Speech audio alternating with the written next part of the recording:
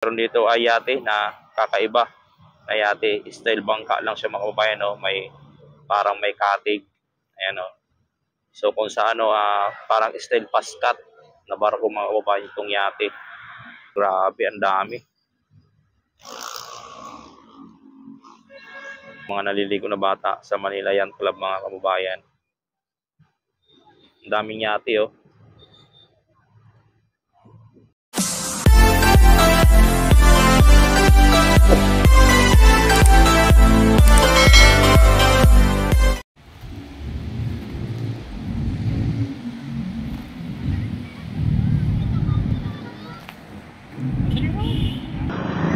So ayan, magandang araw po sa ating lahat mga kababayan. At nandito tayo muli upang magbigay update dito sa ating reclamation sa Mayaw, Manila Waterfront City at yung SM Prime or Manila mga kababayan.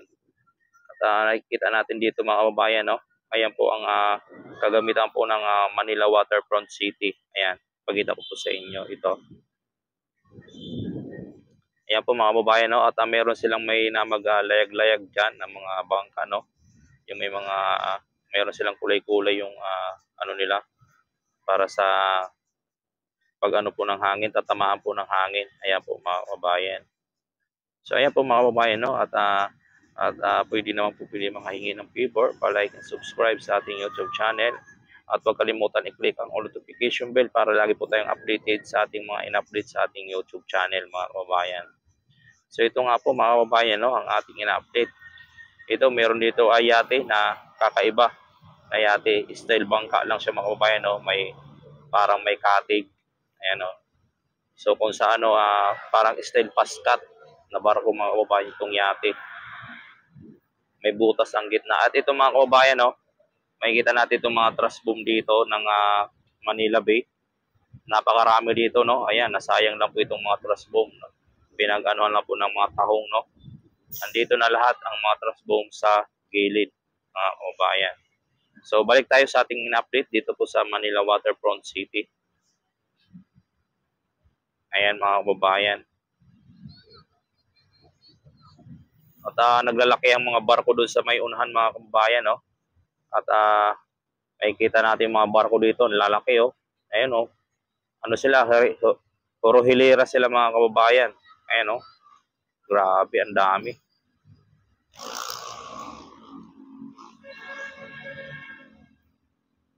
So, tapos ito yung Manila Yacht Club mga kababayan at marami naliligo na bata. Ayan, oh, mga naliligo na bata sa Manila Yacht Club mga kababayan. Ang daming yate, oh. Ang gaganda ng ibang yate dyan, ang lalaki. Ayan, oh, may tao sa taas, oh, sa rooftop ng yate. Ang laki ng yate na yan. Ayan, oh. May tao sa taas. Ayan.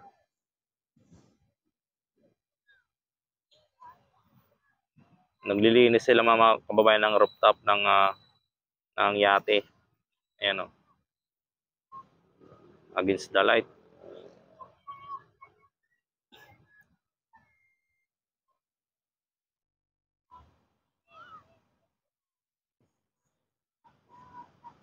Ayan, oh, marami sila naglalayag dyan, oh, mga kababayan.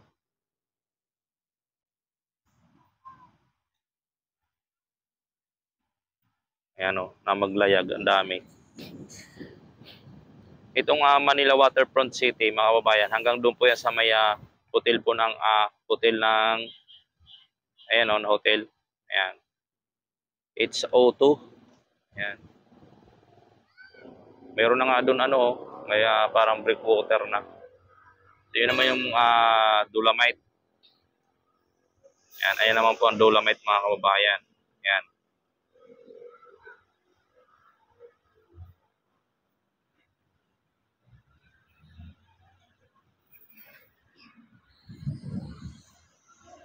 So ito nga po mga kababayan, no. May ano na doon, no. Ayun, no, nakita na naman natin yung ano.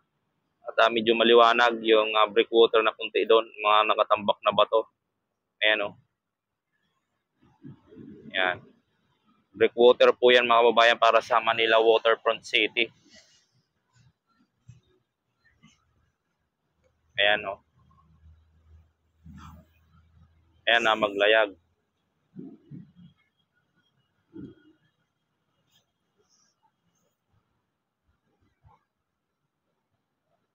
Ayan po yung heavy equipment nila.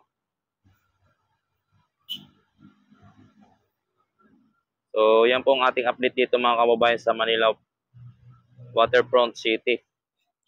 At itong mga kabataan, nag-ano dito sa may mga ng bangka na maglaro at nag-ano ng lambat. At itong mga breakwater dito ng ating Manila Yacht Club, ginawang daungan na po ng ating mangingisda. Ayan ang mga ng mangingisda mga kababayan, mga bangka. Yan. Yan pong ng mangingisda, mga bangka sa kanilang mga hanap buhay, sinasakyan. So, matagal-tagal na rin tayo hindi nakapag-update dito sa Manila Waterfront City at itong Manila Beach natin. At meron ako nakita din sa ating kapwa vlogger sa Facebook account nila. Ay meron bagong equipment dito sa ginagamit po doon sa may Manila Bay Dolomite Beach na pang po ng basura. Naka na siya, parang style niya kuliglig. Ang talagang mabilisan na po na paglilinis ng ating Dolomite. So baka bukas makaalis tayo ng maaga uli sa bahay at papasok tayo dyan sa may Dolomite Beach mga kababayan upang tayo ay mag-live tayo para makaipasyal ko naman po kayo sa ating Dolomite Beach mga kababayan.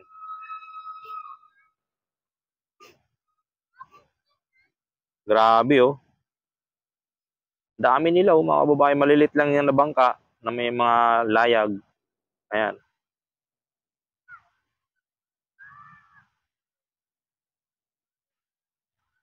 Bibilis Ito talaga na yate mga kababayan kakaiba.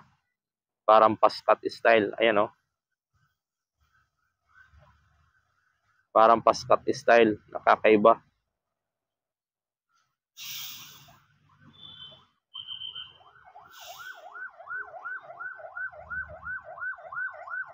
Ayan kakaiba mga kababayan yung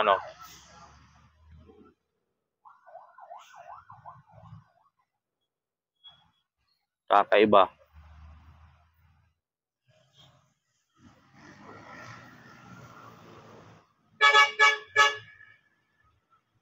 So yun lang po ang ating update dito mga kababayan sa ating Manila Waterfront City mga kababayan. So maraming salamat sa inyong lahat sa walang sawang pagsuporta kaya Chief Moto Vlog at sana maayos pa itong ating channel at nanghihinayang ako kung hindi ito maayos at sana nga sa WH lang ito nagka-problema na hindi siya maka-reapply kasi ang WH ko ay bagsak na bagsak. 2,000 pa ang kailangan para ma-reach yung 4,000 watts hour. So maraming salamat po sa inyong lahat sa walang sawang suporta kay Chief Moto Vlog. Ito po ang ating update dito sa Manila Bay, Manila Waterfront City mga kababayan.